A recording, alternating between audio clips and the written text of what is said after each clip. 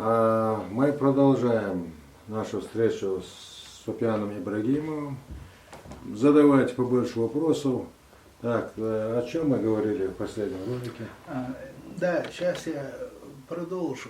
Мы говорили о том, что рисуночным письмом на первых порах общались с теми племенами, язык которых не был известен. Через него они первые контакты налаживали, белые боги эти, а потом учили их языку. Если человек, который только слышит тебя, белые боги, там вот это, все-таки мы давай отойдем от этого. Ну мы, хорошо. А есть другой человек термин. Привык, Бог один, Аллах един, все. Да, есть другой термин. Куриты. Вот, куриты. Это куриты, это значит, переводится как кур, гора, ты, тау, Кавказ. Попроще говоря, носители знаний, так сказать. Да, это учителя. Да, вот учителя. Это, ну, мы их устазы называем, они называли их учителями. Да, немножко коробит термин Бог сегодня, да. Потому что его, да, другое значение ему сегодня придали. Это предводитель, вожак, идущий впереди.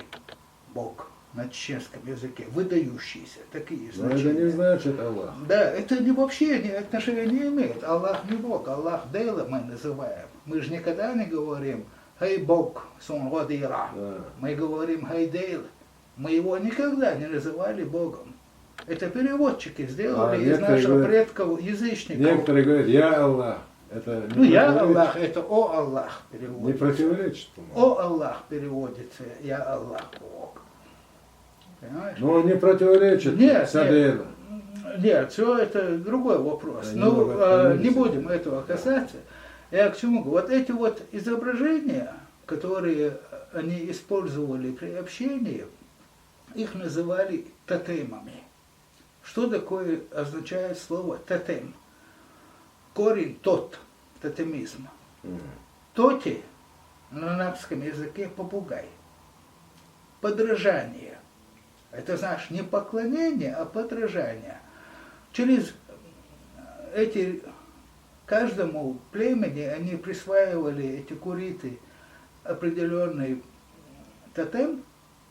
Это из тех животных, которые они же не с пустыми руками, у нас не принято в гости идти с пустыми руками. Хотя сегодня я к тебе пришел с пустыми руками. А ты не пьешь кофе. Я уже выпил. А потом будут жаловаться, для него силу. И значит, мы не поклонялись этим тотемам. Тоти, попугай, подражать. И поэтому вот ваш тотем вот такой-то, чтобы они берегли этих животных, они привозили с собой животных, домашних, злаки, семена, и раздавали все это вот этим народам. Кроме картинок, табличек, так скажем. И таблички привозили, но их надо обучить. Нужно определенное время, допустим, если они привели барана с овцой, надо научить их пользоваться ими, иначе их просто сидят и все. Значит, они брали себе, ну, скажем так, в услужение какого-то там мальчика и учили его пасти, доить, дальше там выделывать кожу, остальное все. И вот такое вот в тех районах, которые наиболее благоприятны для определенного животного, жить благоприятно, вот эти животные, они становились тотемами. Так что это они не были никогда, наши предки, язычниками, идолопоклонниками, и они этим тотемам не поклонялись. Их выставляли в храмах, и когда прихожане приходят, как сегодня нет у нас, не было там в то время, может быть, телевизора, газет, чтобы все это видно было. И это можно было увидеть, получить знания только в храмах. Не, ну как же так? Например, говорят, что мы эпоха язычества, так скажем, вот там есть такие разговоры, вроде как ингуши пришли в ислам позже, 150-200 лет назад. Я тоже, конечно, не согласен с таким мнением. Дело не в этом. Мы всегда были единобожниками, но это ислам, единобожие, признание одного Аллаха Творцом. Даже священных писаниях, у него 100 имен вообще, у Аллаха Да. говорят, вот пророк Шам называет его Рахман в своих писаниях. Единый Бог и Творец. Так вот, он не был язычником и не мог быть. Но время от времени люди отходили от единобожия и становились язычниками, некоторые народы. И их за это, тогда к ним Аллах посылал пророков. Не в целом народ становился, или подавляющее большинство. Нет, если неверный станет во главе народа, он народ сделает неверным. Я поддерживаю всегда мнение, что те же ингуши, которые я назвал, сказал, чеченцы и даже другие все народы были все-таки верующими. Конечно. И были времена, когда они все, скажем так, были мусульманами. Может, Да, по-иному их всегда называли были, раньше? всегда были. Об этом же и Коран говорит, что, к примеру, пророк Авраам, он не был язычником, он не был христианином, он был единобожником. Есть такой аят. Это что значит? Он не мог априори быть христианином, потому что христианство образовалось после него через 1500 лет. Так же? Он же жил 3700 лет назад. Поэтому просто каждый раз Аллах посылал пророка и возвращал их обратно в лоно ислама, единобожия. Если это не получалось, народ уничтожался.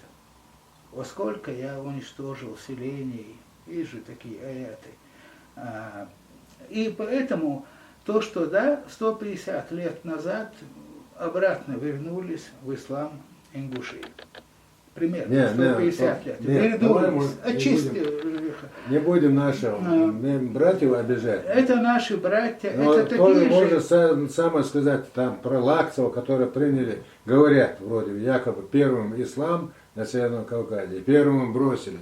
Это не в Нет, обиду я тебе лакцев. скажу, если на то пошло, пусть там они 150-200 лет, так мы снова стали мусульманами, мы тоже во время Кавказской войны сильно отклонились. 400 лет только назад.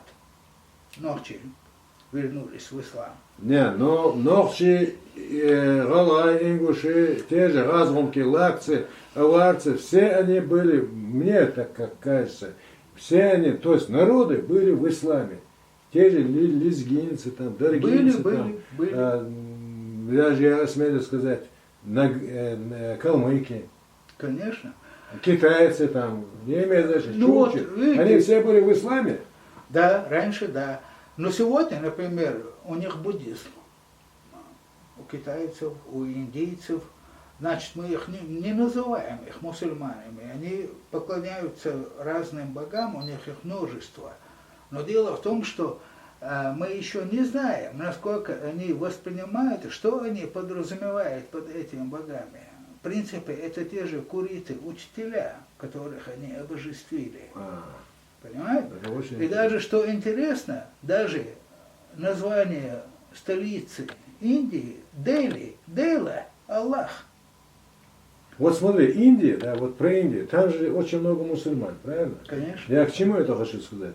Полностью народы не могут отойти от веры, от единобожия. Вот как ты говоришь, вот эти отклонения были, да? Да и действительно, и сейчас мы не можем сказать, официально считается Чеченская республика мусульманской, 100%, да? Но мы это знаем, что не придерживаются канонам ислама некоторые Ислам, люди. мусульманин не тот, кто совершает регулярно намазы, ходит в мечеть и читает по четвергам Коран, не зная, что он читает, не понимая смысла. Мусульманин тот, кто живет по Корану.